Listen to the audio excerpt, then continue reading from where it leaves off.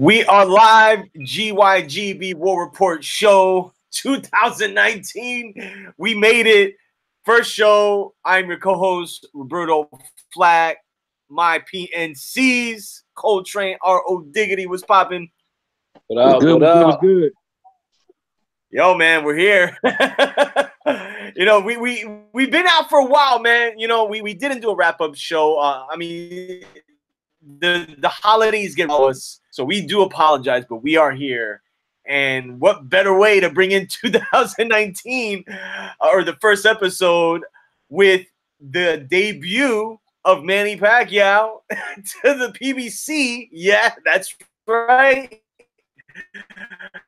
As he faces Asian, talk about it. But we got a list of things to go through, like in the span of like an hour. We're gonna try to condense everything, but I mean, we got a lot to talk about. But before we get to obviously the main event, Pacquiao Broner, the pay-per-view, the whole nine.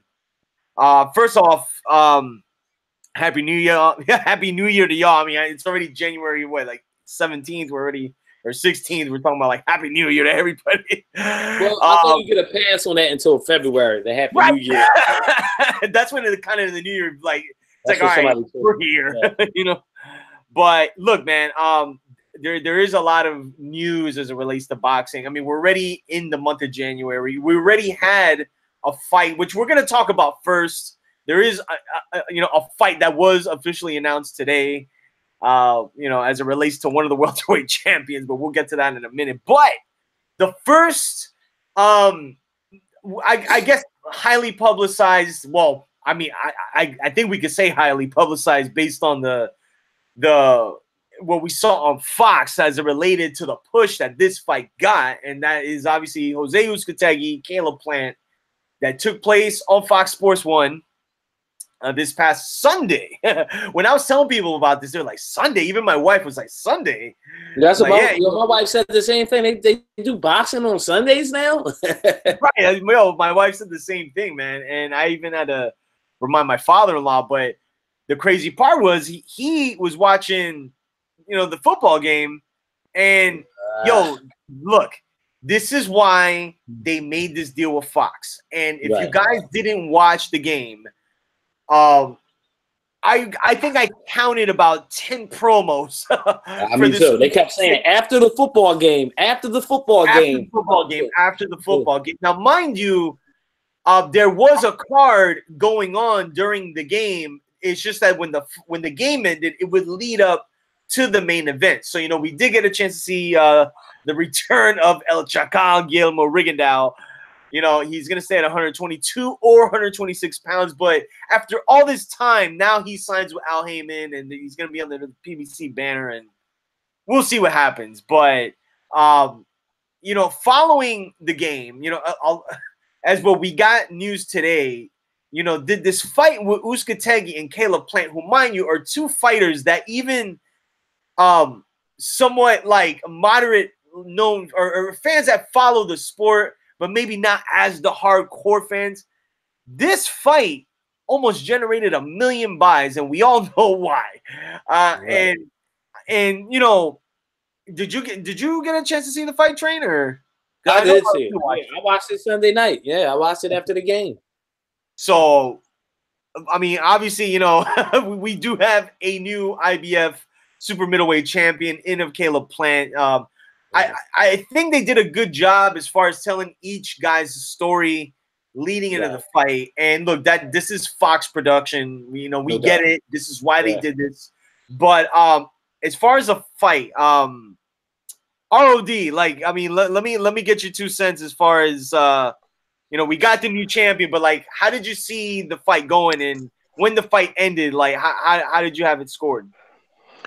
Well, obviously, Caleb Plant won, so I thought he did a great job of representing himself on that platform, national platform. I mean, we seen the bad boy image on, Instagram, and we see a lot of people that like thought he was kind of like Vanilla Ice reincarnated. But, I told you before, he reminds me of Joe Calzaghe 2.0. This guy can go. He got some sharp hands. You know, his story. You know, they did a great job of, you know, doing the whole story and the background. Even my wife was intrigued by it. You know, just telling his story about his daughter. And what's even more interesting that I found was that, you know, even after the well, I'll tell you about my thoughts after the fight as a person, because I have something to share about him as a person that I saw. But in terms of the fight, I thought that he represented himself pretty well against Uz Kentucky. Is that how you say his name, Roberto? Because he said he doesn't want his name to be okay. So Uzcategui, how was everybody else saying his name? Did y'all notice they were like destroying his name through the whole whole telecast? Everybody says like 4 different ways, and he's like, that's not the way you say it. But he did a great job of doing that, man. You know, we saw, you know, Uzcategui against Darrell, and you know how he handled himself in those things, and you know he fought basically 2 people that night, Darrell's uncle and Darrell. No, remember? And, yeah, and he came out on top. He came out on top, you know, unscathed on both of them. But I felt like with Caleb Plant, man, he just really represented himself really well. I mean, training, I love, you know, boxer punchers, man, and he showed like that full arsenal on Sunday, man. I was quite pleasantly surprised, and believe it or not, he has a new fan in me, man. Just the angles he was giving him, he has great footwork, great ring generalship. I mean, he has to work on his defense a little bit. You know, I felt like, you know, there were some rounds that if Uzcategui would have stepped on the gas, he probably could have stopped him, and he didn't. But, you know, I don't know if that comes with experience or not, because that's his first fight going 12 rounds. But other than that, man, he managed that ring pretty well, man. And I was quite surprised with him, man. I was very sharp jab, you know, great body punching, great angles. Just has to work on his defense a little bit more. I think that comes with time, though, man. But I was quite surprised, man. I think he moves from that boat, man. He might move from that boat that we put him on, and he might be on land right now.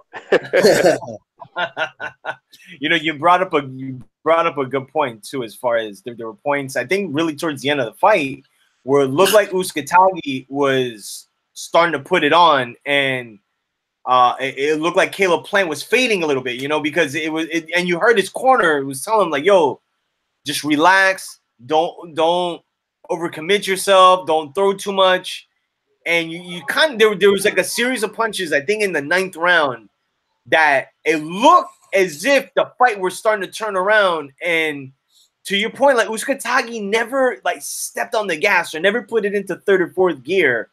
And you brought up a lot of good points. I mean, Caleb Plant, from what I've seen prior, he could box, you know, but it's just like with a lot of these up and coming fighters, it's like we got to see you in there with top talent, or at least talent that is beating other top talent to, you know, kind of get a gauge, you know. So he showed me a lot, you know, Sunday night. I'm ready to say Saturday night, but it's like Sunday night. But Train, before you go, shout out to my brother Azim, man. He told me a long time ago about Caleb Plant, and you know, me and Train being from Philly, we like, man, this Vanilla Ice boy, man, like he can't do anything. And Azim kept telling me, he said, listen, he can go. He got a motor. You know, he said that other stuff. He said, don't let that stuff fool you, man. He could fight. And I never believed him. And, you know, because I thought he was fighting not great competition.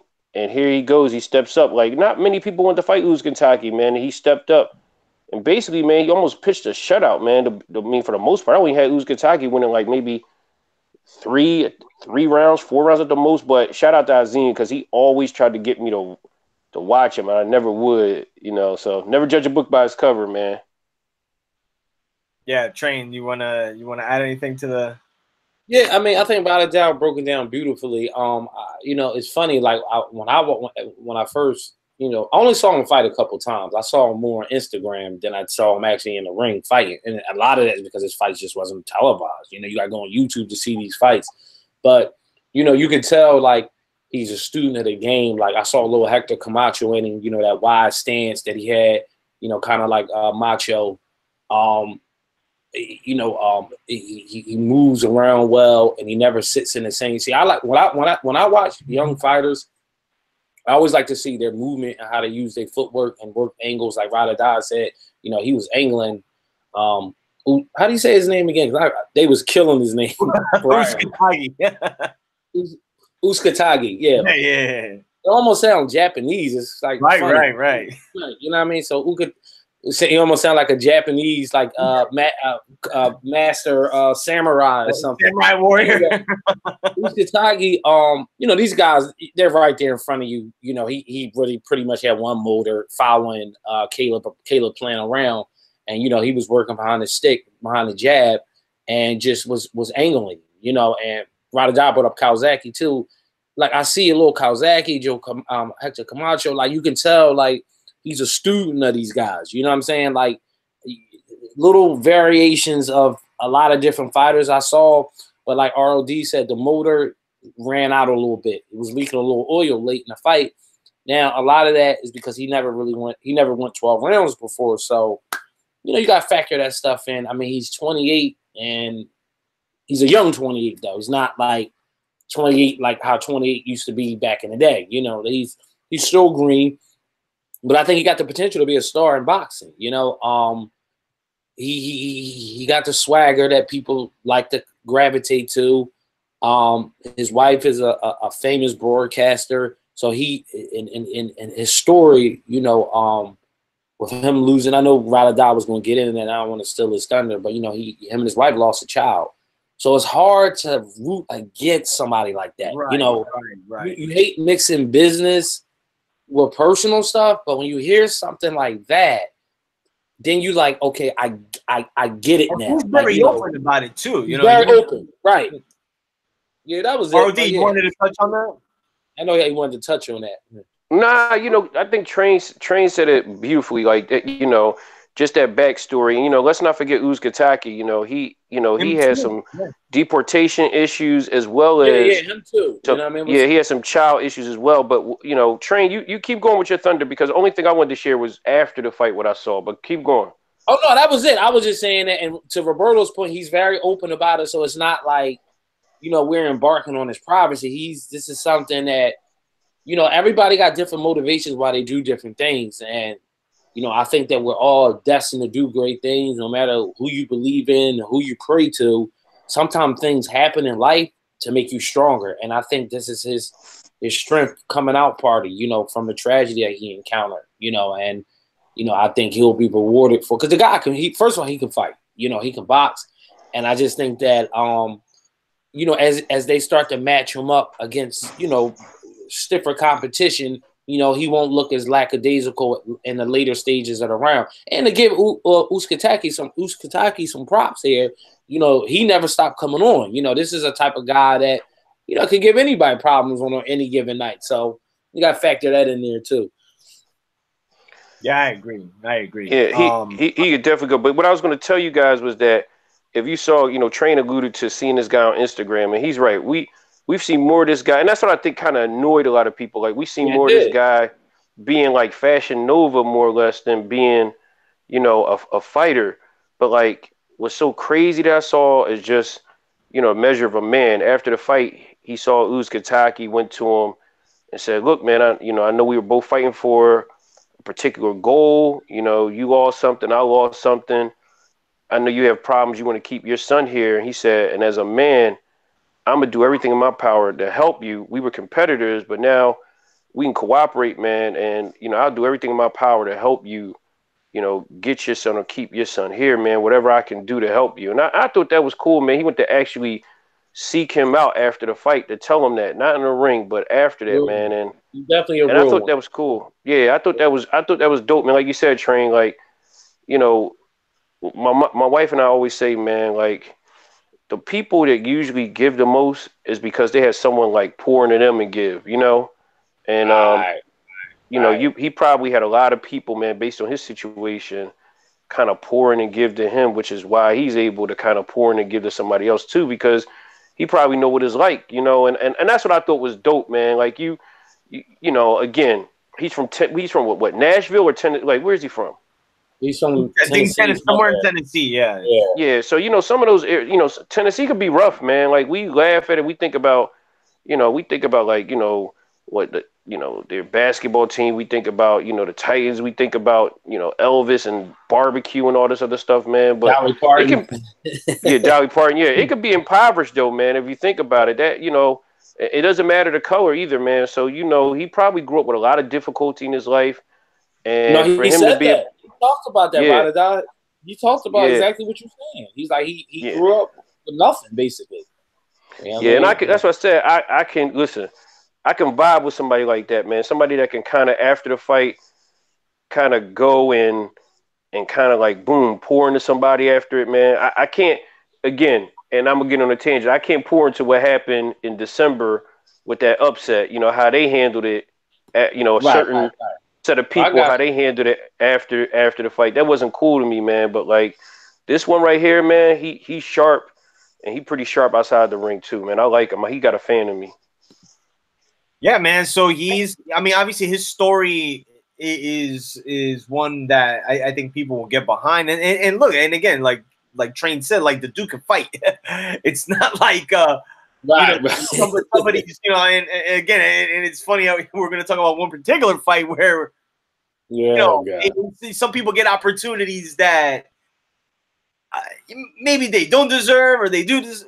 I mean, I'll leave it to one's discretion, but I think with Caleb Plant, it's a situation where, like what ROD said, like, you know, Telenus Gatagi, I'll help you, and you have like a good story, but then you add the fact, like, you know what, this guy could actually really fight, and then I start to think about, like, man, like imagine when he goes up to like light heavyweight, and you look at that division, man. So I think the next few years are gonna be really interesting for this guy, and look, man, and I think he's somebody that could potentially fight on Fox, you know, which he'll be in even more people's faces. So we haven't seen the last of Caleb Plant at all. What does the future look like for him? I know training always do this, but like, you know, briefly, like at super middleweight, at 160, yes, yeah, 168. Who could we envision him fighting now? Well, at super middleweight, you have David Benavidez. You have the fight that's happening next month with Amvi and Anthony Durrell. That's going to crown the quasi like WBC super middleweight champion, but it's really David Benavidez because, you know, he tested positive for cocaine and with he was at the fight too. He was at the fight, and he's fighting on the undercard, I think, of Mikey and Spence. He is. So, yeah. That is a fight.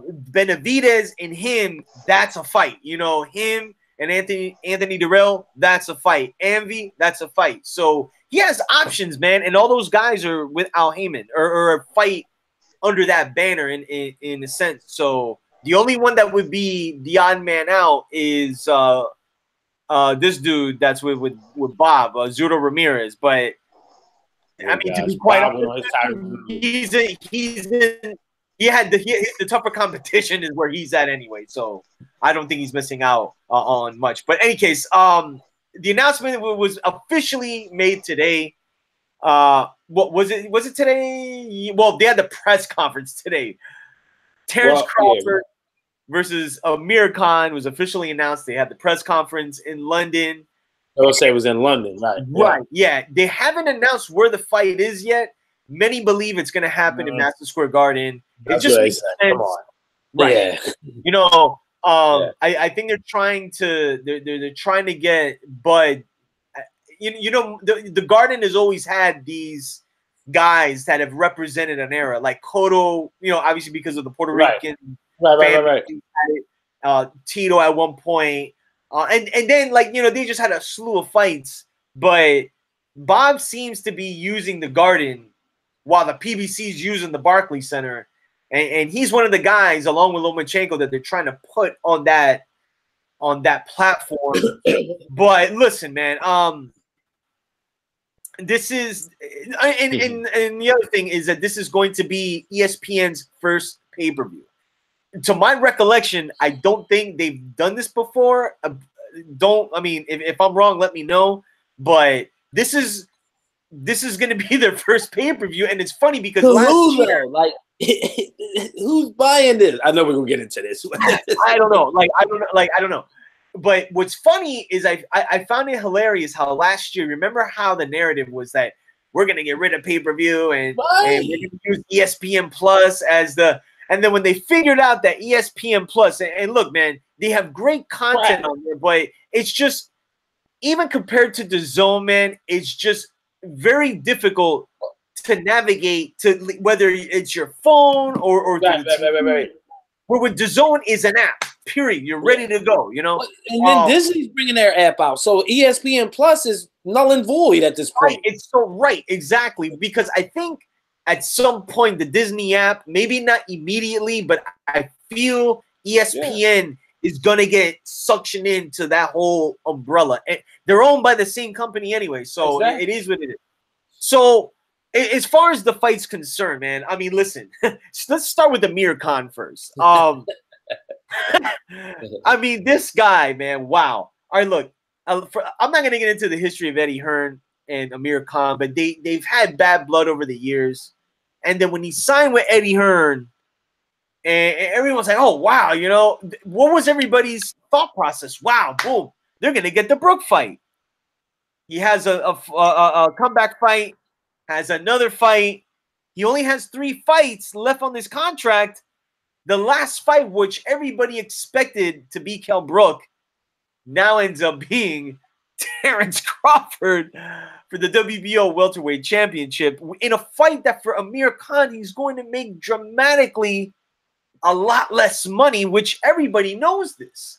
But this kind of just proves to us that he really never wanted to fight Kell Brook. I don't know, man. Like ROD, like give me your 2 cents on the fight itself. As far as, all right, well, let me ask you this: what does this fight do for Terrence Crawford?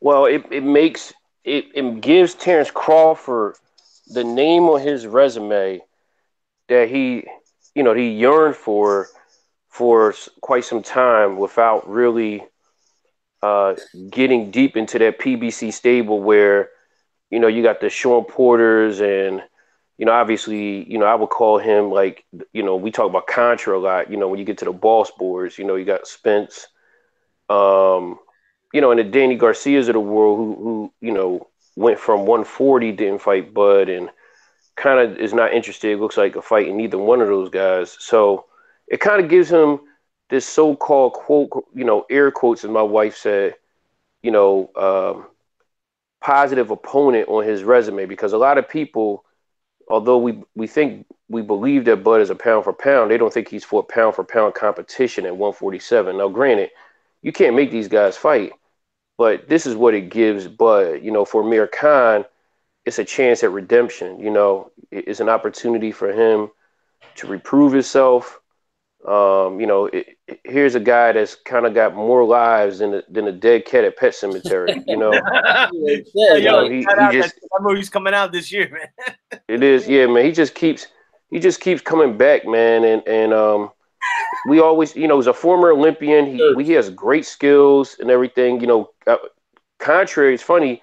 Training, I loved him. We always thought that he in his prime, we thought that quiet as kept, that he'd be the one that would give Floyd problems. Quiet as kept because of his jab and his length.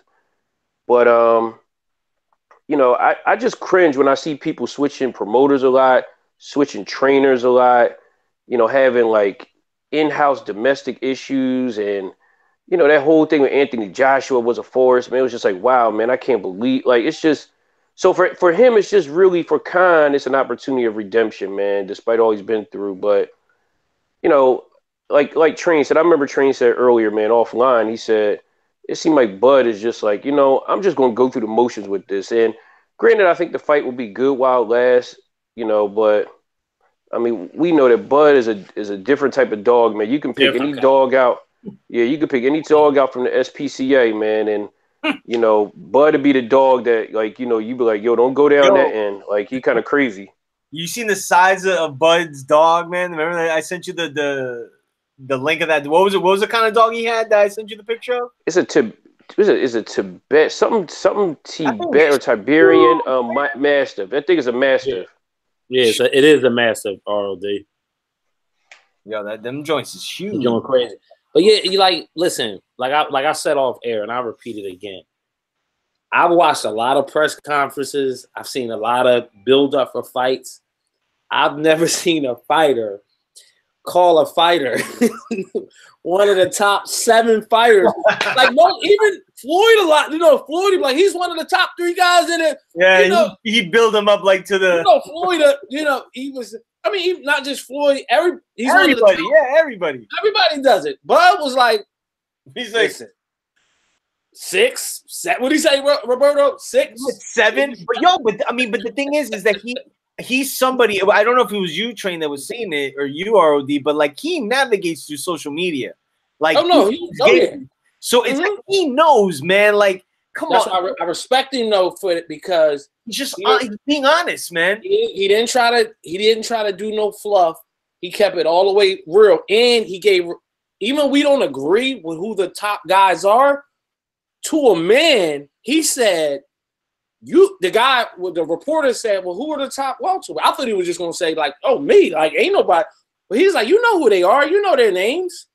So I respect the fact, like, I want to fight these dudes. I just can't fight them. But I'm fighting this fight. This dude ain't even a top 3 guy. Basically, what he was saying in translation is he's not even relevant. It's just funny, like on Facebook, right? And Instagram and all these places, they're doing this 10-year challenge. Y'all saw it. Yeah. Well, in boxing, I feel like we're still stuck in the same 10 years. Pacquiao is headlining the fight on Saturday.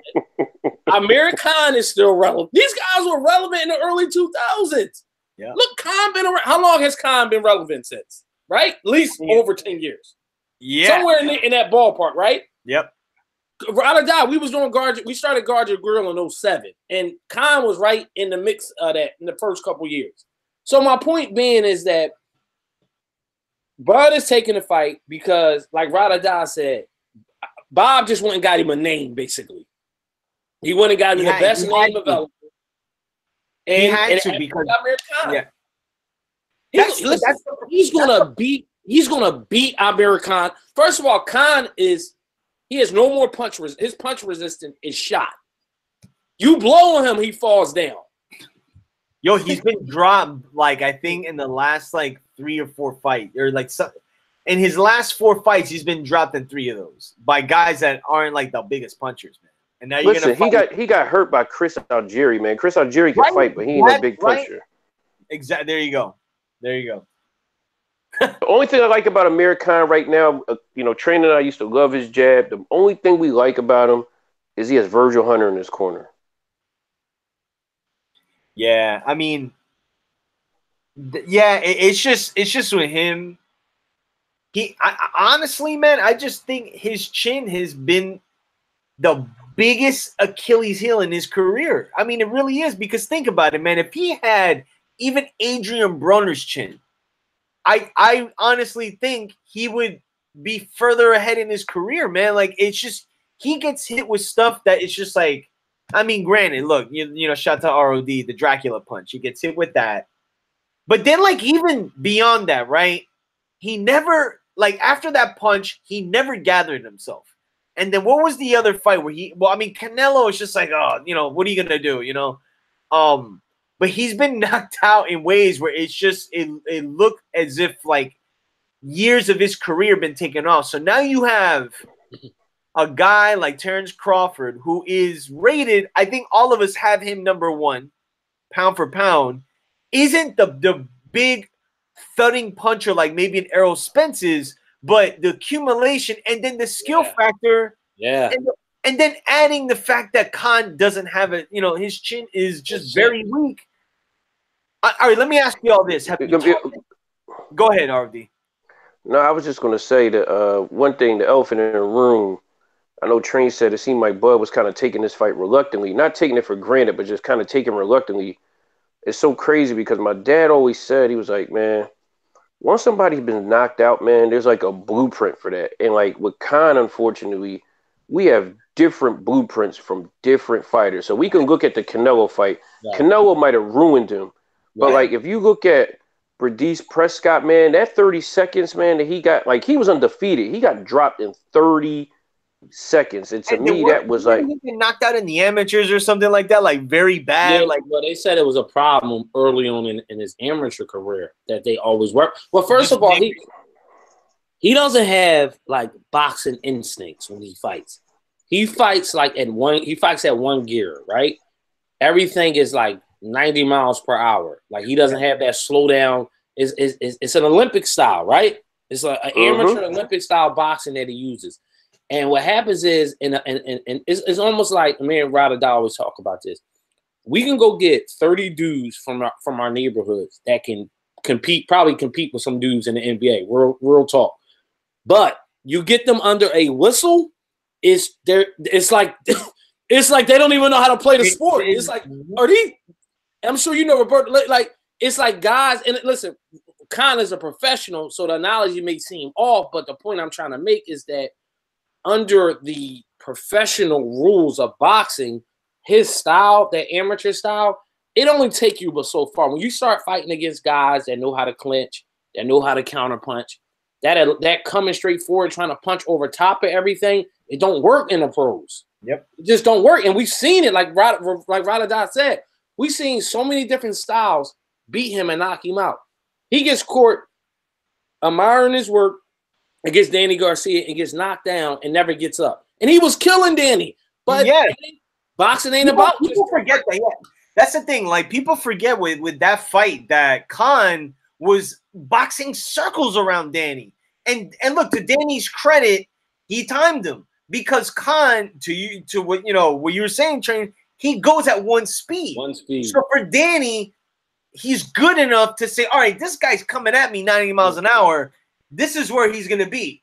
And if you think about it, granted, he was here, but he threw the punch when Khan was like right. He don't roll his shoulder. He's right. He don't no shoulder right there. Like Crawford gonna come with that over the top style. Crawford going them angles and turns. See, that's the thing about Crawford, that he know how to turn, pivot, and that's what the worst problem. That's gonna be a worse problem for him because Crawford is just I don't even know what stance he's gonna fight that night. He'll have his moments, like he'll have moments. Because that's why Bob got him, because he's excited in the first couple rounds, and then it's just gonna get crazy. yeah, man. I think once he feels, I mean, again, because I think Bud is a solid puncher at 147, but clearly enough to lay out Amir Khan. No, you said it right, Roberto. We always talk about this.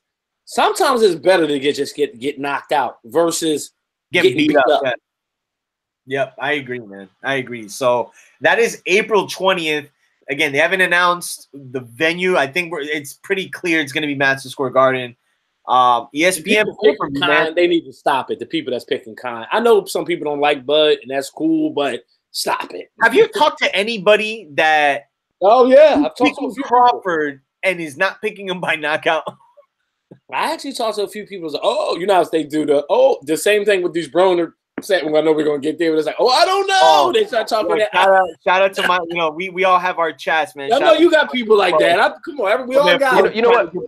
Got cousins like that. We all got those people in our circle. You know what the issue is, man. The issue is that it's twofold. It's the people that love Spence so much that they want to see Bud lose bad because they know it's a threat. Yeah. And then it's the people. That was the elephant. And then it's the people. Say it. Yeah, and then there's the people, believe it or not, that really don't. They're still trying to figure out how good Bud is, and they're like, okay, like Amir Khan. Like someone put up a post and said Amir Khan resume looks better than Bud's resume, and I'm like, you know what? Or they'll say, here's the narrative: Bud is undefeated at 147. I'm like, okay, that's cool, but listen, Bud is a ruined. I mean, not Buddy.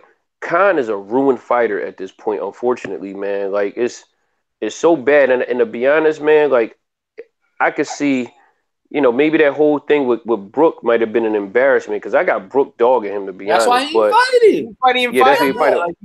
But I'm gonna tell you this too. I'm gonna tell you what I was gonna tell you, Train, and I know we got to go on. Is that one thing I noticed already? Usually, Khan has a couple inches over people, regardless of how big they are.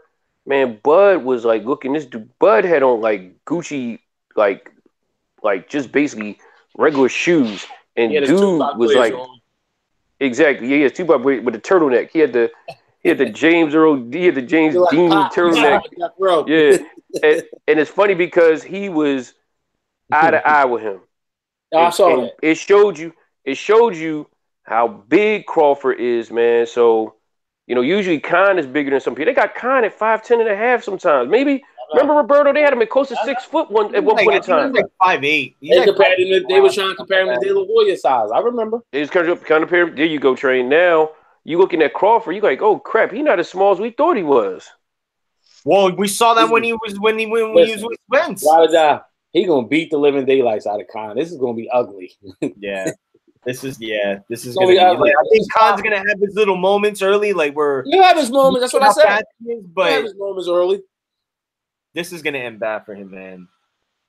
Hey, man, what are you gonna? That's April 20th. We'll all watch it. But listen, the fact that all right, it's on ESPN pay-per-view. But look, man, I think ESPN they you know how Fox was doing all the promotion for this fight. I mean, they're going to be doing the same thing to promote this Crawford, Bud versus Khan. So let's see what ESPN does as it relates to them promoting it. First take tomorrow with Max and Stephen A. Him and Khan. There you go. So so before we get to the main event, there was really good news, and I think we know this fight is gonna happen. Deontay Wilder, Tyson Fury, the WBC has ordered for the fight to be negotiated by February 5th, in which purse bid will be initiated. But look, I think at this point we know this fight's gonna happen. Both guys want it, and when both guys want a fight, it tends to usually happen. Frank Warren has said he's even gone out saying like this fight should be happening in the first quarter of 2019, which probably means it happens in June. I don't think it happens in May, but I think we're gonna run this back, man. and look, man, shout to y'all because I didn't think this was gonna be an immediate rematch, but I mean, it's gonna happen. So I mean, they still have to negotiate it and come to the terms as far as an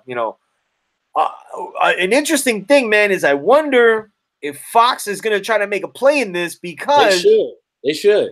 This is perfect, man. Like if they wanted if they wanted Deontay Wilder in front of millions of people, and look, the Charlo fight, granted, right before Christmas, not a lot of people are watching TV like that. They're running around traveling. Did 2 million views. So imagine if they do the promotion on Fox for a Wilder or Wilder Fury 2. I mean, obviously we got to see how Showtime comes into play because they did televise the first one, and I don't know if they have rights to a rematch and things as such. But we're gonna get the fight though, man, and I honestly believe this fight's gonna happen in New York. I think they're gonna go to the Barclays Center, and that's a fight, honestly, man, I might want to trek up to New York to go see because it would be. Let's say the word. It'll be crazy. It'll be crazy there, man. So that but we'll touch down on that. It goes to show you though, man, that like Train and I said, and we were very like adamant about these guys, about this fight happening. But it goes to show you, man, that all this pull and all these deranged Joshua fans who thought that that Joshua fight was going to happen immediately and thought that he was like the kingpin of the division. It shows you, man, that there is basically a calling for them to have a rematch, man. Like no one is really calling, if you think about it, for Joshua to fight Wilder. Yeah, they are, but like really, they're like, listen, let's clean up this spill that we have in aisle 4 first before we go to the next aisle.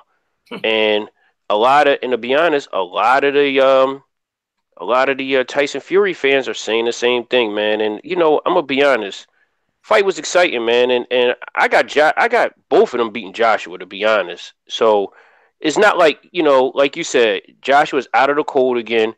He can go fight Dylan White again because really that's what he wants to do. And it's almost like Eddie Hearn sent that contract over as almost like $1, a day short and $1 late. Like everybody knew that this fight was happening. Now he sent it over to basically save face, which is kind of corny, man.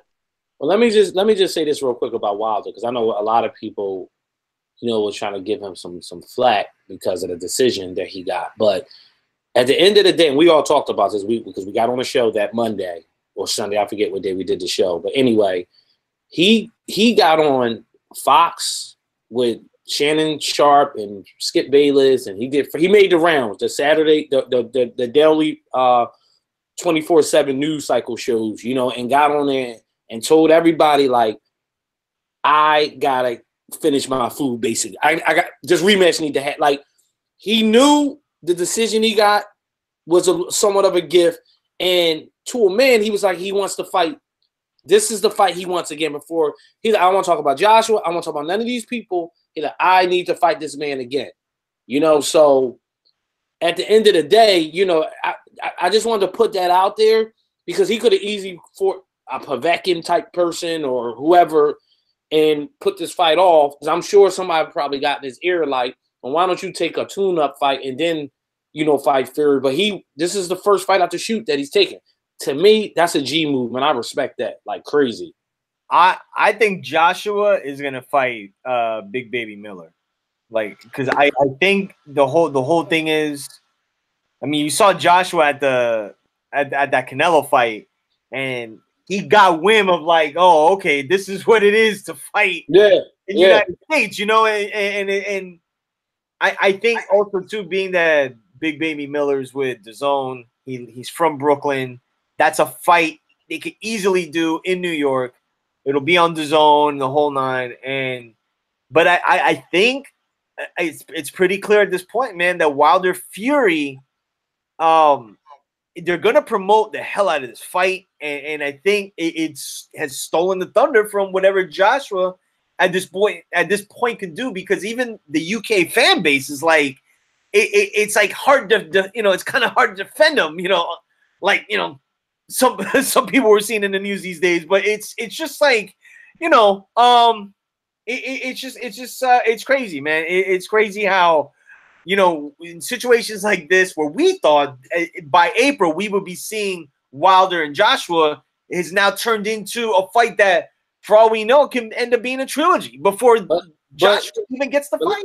Let me tell you how this is a great thing for the heavyweight division that just kind of happened out. You always say, Roberto, sometimes you got to make your own business. Yep.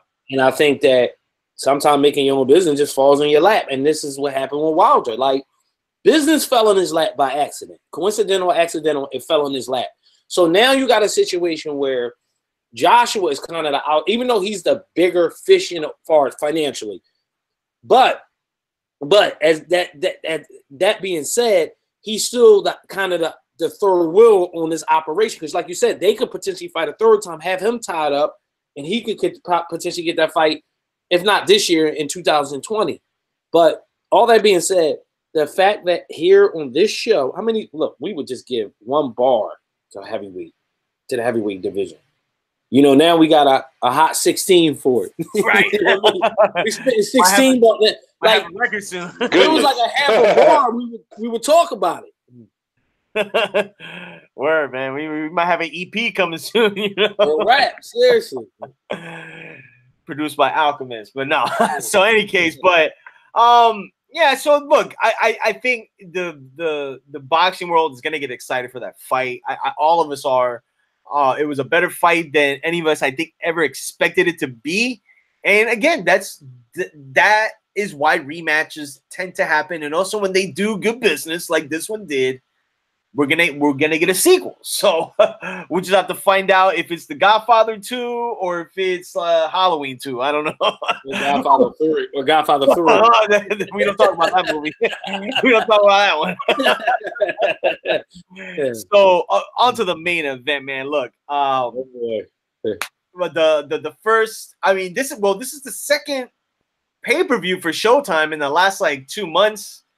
They really haven't. I think they had Devin Haney fight the other night, but this is their second pay-per-view, and it is going to be Manny Pacquiao's debut under the PBC banner. Which, if you said that 5 years ago, is that crazy?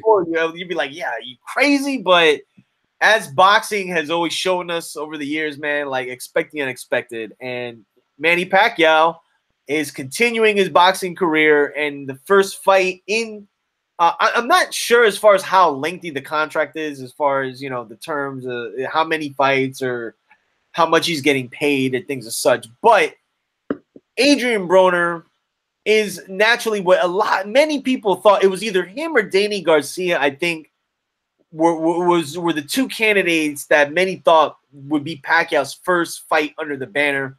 And it was crazy, yo. I don't know it was the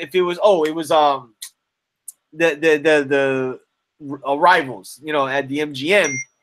And yo, he said, I'd like to thank Al Heyman. I'm like, wow, man, what world are we living in today? that we're hearing Manny Pacquiao say thank you, Al Heyman. So yeah, man, look, Adrian Broner once again is given an opportunity that most fighters, honestly, having 3 losses and borderline maybe 5, depending how you judge boxing, man, is in the biggest fight career-wise and monetarily of his career, which is just crazy, man. And part of me has to commend him because it's just again, like I said, like many fighters never get an opportunity like Broner is getting. And I'm not going to sit here and go through the entire, Adrian Broner story, but listen, all of us know the trials and tribulations as it concerns Adrian Broner and his boxing career and his life outside the ring.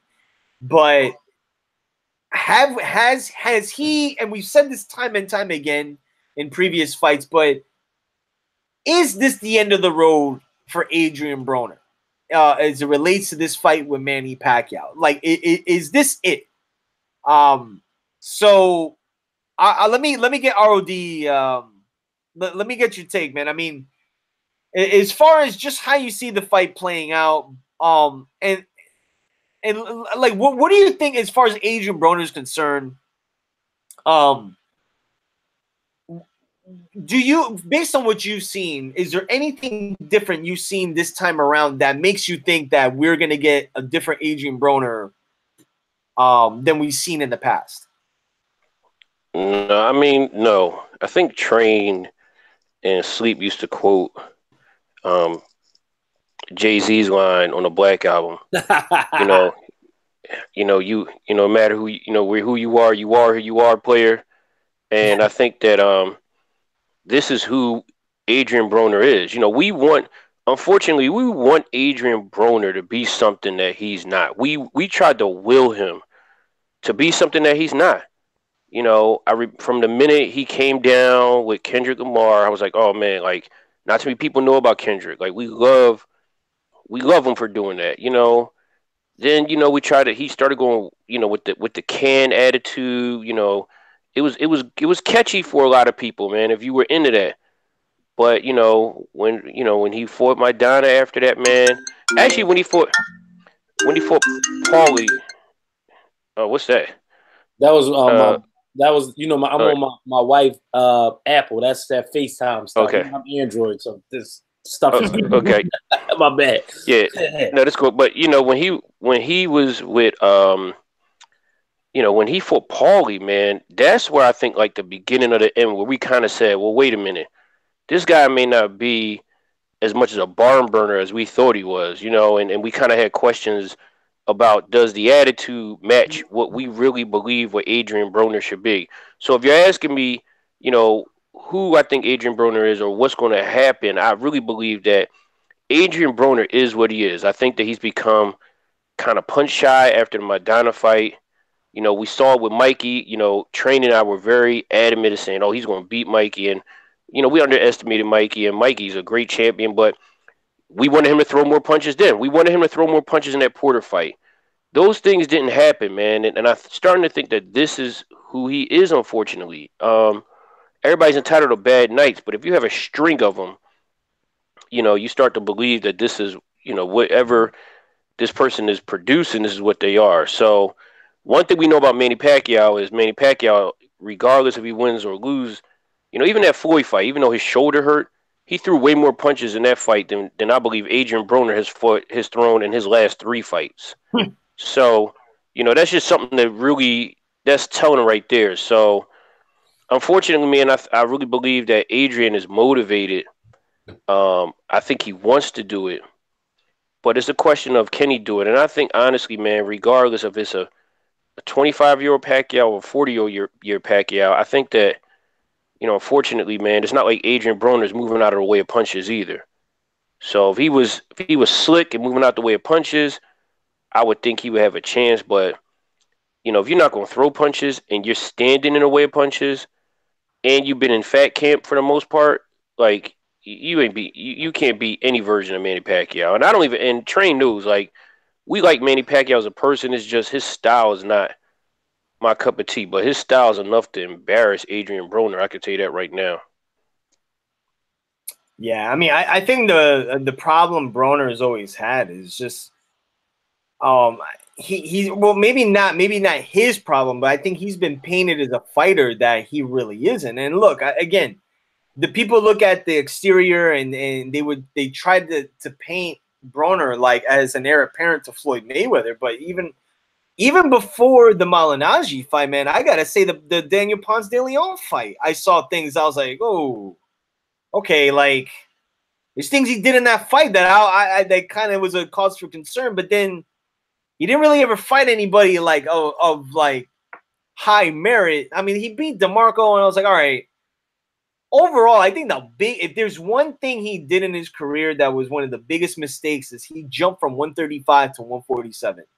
And when he knew he wasn't a welterweight. And even to this day, when you look at him, he's not a welterweight, man. Like he's a very blown up welterweight. Where when you look at other guys that have gone up in weight, the biggest punchers, and maybe they're not the strongest guys, but their skill was able to keep them, was able to keep them at bay. And you made some points already, like there with Broner, man. We saw when he went up to welterweight, he just started having a lot of trouble, man. And then the fact that like he was having trouble making even 140, and then he gets beat by Mikey, who granted is a great boxer, but again a smaller guy than him, and he was apprehensive then. So look, man, I think all of us know Pacquiao is not the Pacquiao of even 5 years ago, but I personally still think this Pacquiao is enough to not only beat Adrian Broner, and I'm not going to say Broner is going to get knocked out, because I think, and I mentioned it earlier in relation to Khan, like I wish Khan, for his sake at least, I wish he had Broner's chin. I think he would have gone further, but Broner's got a good chin. I think Pacquiao may drop him, but I think Broner will survive, but it'll be kind of a thing where he usually does, where he shells up, and Pacquiao is going to maybe not be hitting very, very flush, but just throwing a barrage of punches that is just going to keep winning him rounds. And it's funny. It's funny, it's funny you say that, because the one thing I'm reminded of, I forgot, and we should have said this in Train. I'm surprised you didn't stop me and say this. What's up? The Jesse Vargas fight. Like, honestly, man, we wanted him about this earlier. Yeah, well, that's another one. That's another fight, man. We wanted him to, he couldn't beat. I mean, granted, I'm not crapping on Jesse Vargas, but I'm like, what about yeah, like this is what I'm saying. We want him to do well, man, and it's like, come on, man. It's like the kid you keep tutoring, man. Like you keep trying, you like the kid, you keep trying to get him extra credit. You keep trying to tutor him. He keep failing, and he keeps answering the same questions wrong. And after a while, you're like, yo, there's something wrong with you. Like, you all right? Like, what's going on? Get high? What's going on? Yo, man. I think with Broner, I think I've come to the conclusion with him. I mean, this point of his career, man, what you see is what you get. And I think, to be honest, man, I think he was probably painted as or he was put on a pedestal he probably didn't even belong back then. You know what I'm saying? So look, man, he's fought tough guys. He's come up short. He's never been knocked out. I just think that with all the roller coasters he's been through in his career, and now you're fighting, granted, an older, but again, we time and time again, man, we put certain guys at their age level, and we forget like these guys are still at a certain level to beat these kind of guys. Like, I don't expect Pacquiao to beat a Terrence Crawford or an Errol Spence, or I'd even go as far as to say if an active Keith Thurman, that wouldn't be an easy fight for Manny Pacquiao. But Adrian Broner has proven time and time again, man, like he just doesn't show up for the big fight. So, Train, like, give me your 2 cents as far as this fight. It's a blueprint. I mean, like, before I even get into the fight, it's a blueprint and a module that's pretty much been laid out. Like, it's trap rap, skinny jeans, and then it's Adrian Broner, pretty much. It's like, it's a wave. Like, it's a wave. No, sir, if you listen, the fact, and I kept asking Roberto this, I said, how is this possible? Like, how is this? Just think about this for a second. You got Terrence Crawford, even the guys we really don't particularly care for. Okay, so just Crawford and Spence, put them aside. Even a guy like Keith Thurman, who I'm not the biggest fan of, but it's like, how does Broner leapfrog over all these guys and get this? This is a gold. Why do you think Broner? I mean, I expected Broner to a little bit more brash than he's been, but the reason why he's not as brash because his money's in the bank already. Like he's guaranteed a very nice piece of change that most guys will, give their left arm for to be in this situation. Right. So to me, before I get into the obvious, what's going to take place in this fight, it's just crazy to me. And listen, we all know what this fight is set up for. This is set up for Pacquiao to fight Floyd Mayweather in May. I don't care about Leonard Ellaby saying he's retired and what if Broner beats Pacquiao? It's a possibility. Look, nobody's buying that because we know that's not happening. This is a clear cut. The whole signing with Al Heyman was for one reason and one reason only, and that's because in order for the fight to happen with him and Mayweather, Pacquiao had to be signed. And I'm not saying Al Heyman don't have an interest because Pacquiao still draws money, but it all ends back to Mayweather some kind of way. Now, all that being said, this fight. Mm-hmm. I'll be shocked at this fight. Now, some people think Pacquiao's going to carry him. But I'm like, I don't think Pacquiao knows how to carry a fight. Like, I don't even think that's in his DNA. I'm serious. I'm not trying to be funny or nothing. I don't even think he knows how to carry. Like, Floyd knows how to carry. Pacquiao has one thing and one thing only, and that's to destroy. He don't know about carrying nobody. I just think Broner's going to be right there in front of him. Pacquiao, the guys that get Pacquiao trouble is guys that can counterpunch well and guys that can give him movement. Broner does neither one of those things well. So he's a guy that sits in front of you. And what happens with Broner, guys like Zab Judah, the Darrell brothers, soon as you put your hands on these guys, they stop fighting. This is like, it's not my opinion. This is factual. And I named all these guys because they all do the same thing. They look stellar, and then you put hands on them, and they stop. Like it's like they seen a ghost. We saw it happen with Mikey Garcia. We saw it happen with Vargas. I'm talking about Broner as of recently. The Madonna fight, when he fought Madonna overwhelmed him. I didn't think he quit in that fight. I think he tried. He just got overwhelmed. But after that fight, everything kind of went downhill after that because, he wasn't good as people thought he was, and he wasn't good as he thought he was. Like Ramadan said, he doesn't train. Well, that's not fair for me to say that. He doesn't train properly, for fights. And his physique shows that. At the end of the day, this is nothing more than a sideshow. Guess what? I'm going to watch it. I've been invited to a few places. I'm trying to figure out where I'm exact because the weather's supposed to be bad here, Roberto. I don't know if you know. Yeah. It's an Arctic blast. It's like an Arctic blast.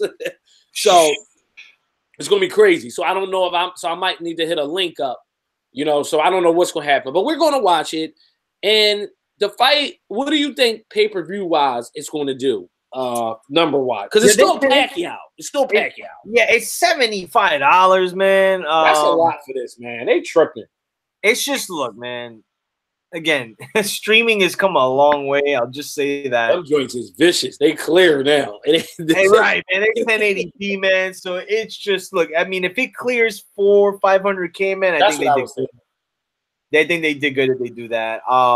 Yeah. Look, I think the inevitable plan is to lure Floyd out for a fight. I think depending how Pacquiao looks might be dependent on maybe how quick it happens. I don't know if they want to do it in May or if they do it in September. I don't know, but I think that at some point they're saying Floyd's not but he just fought some Japanese dude for $10 million. Who's probably got paid more. Like, come on, man. Like, I think for $200 million at the very least, he will consider, at the very least, listen to the offer. But we'll see, man. I think I just don't know. I don't know when it happens. I think it does happen, but the question is if he doesn't fight Floyd in his next fight, because they're painting this picture like Pacquiao's on this 4-5 fight type of deal. I'm thinking the plan B might end up being if Sean Porter beats Ugas. I think that might be the fight that they do with Pacquiao. And there's a reason for that as it relates to Floyd, and it has to do with the belt that Sean Porter has, which adds a concession to because remember, the thing with Floyd and Pacquiao right now, man, if they fight, they don't. I mean, granted, we don't care about the belts, but look through history. Even Leonard Duran 3 was for a belt. I mean, granted, we don't talk about it, but the way they promote it is for the super middleweight title or something. But if they get the legitimate WBC belt, which Sean Porter has, maybe they do it. I don't know, man. I think eventually it gets done. I just don't know when. So, I don't know. ROD, before we wrap, you wanna add anything before we wrap up tonight, or? No, I mean, I think we got everything we're supposed to do, man. I think we all picked Broner. I mean, yeah, Broner to lose. I just feel like a lot of people, are looking and wishing for this Broner to show up, and we haven't seen him yet, man. And unfortunately, man, it's funny. How many years ago? Just think about this, and I want everybody to think about this. How many years ago did Pacquiao want to fight Broner? Wow, they were talking about that years ago, years ago, but sometime after he fought Floyd, maybe a year and change after, where it became why don't you fight Pacquiao to see how you do? I think it was something like that, but yeah, I mean, it was. Listen, that's 4 years ago. Yeah. So I'm just saying, man, there was a reason why he didn't fight him then, and to be honest, man, this is a guy, man, 40-year-old Pacquiao, man. One thing he doesn't lack is letting his hands go, man. He's the wrong person to come to a fight, man, and not throw punches, man. It's unfortunate, man. It's unfortunate, man. We could say a lot of things about Pacquiao training. I used to say how he leaping. Yep. Listen, man, he gonna be able to do all that stuff because nobody's throwing him punches, man. Broner is not Juan Manuel Marquez, man. He's not Juan Manuel Marquez. Right. Not even a fraction. Yeah, so I don't know what people are seeing, man. They get caught up in the Instagram thing, and I think they like him. See, Ryder, that's what I'm saying.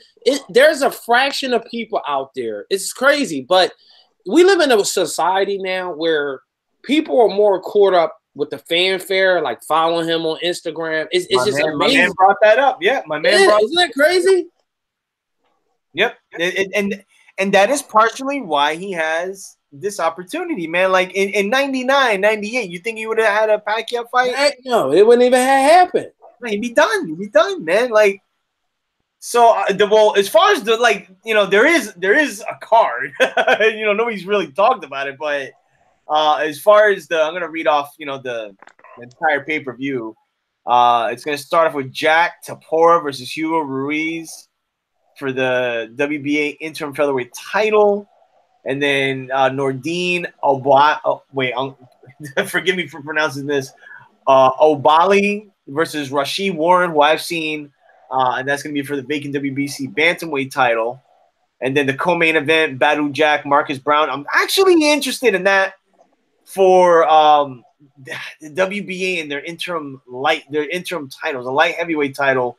The real champion is Dimitri Bivol, who just signed to DAZN. I don't know why. But and then the main event, Manny Pacquiao versus Adrian Broner for Pacquiao's WBA regular title. So listen to this. Out of all the 4 fights on here, we have 1, 2, 3 fights. 3 of the 4 fights are for interim and regular versions of these titles on pay-per-view for $75. You know what I mean? Like, so, you know, good luck. That's all I can really say. But that's pretty much the show, man. We're gonna recap Broner Pacquiao versus Broner next week. Maybe we'll come online depending on if we're not end up too late. But if any effery or anything of such happens, we'll immediately be here. We'll do a live recap, man. But that's pretty much the show, man. All of us got Pacquiao winning this fight. I think all of us have him by decision, or did y'all have him by knockout? Train gonna pick something crazy. I have him by decision. I have him by decision. Yeah, I think that I don't think he's gonna stop him. I think there's a potential sequence where Broner could get knocked down, but I don't think that he's gonna stop him. I just think he's just gonna get beat up in the fight, and he's just gonna be coming forward. Now maybe Kevin Cunningham stops the fight. Yeah, that's potential that could happen.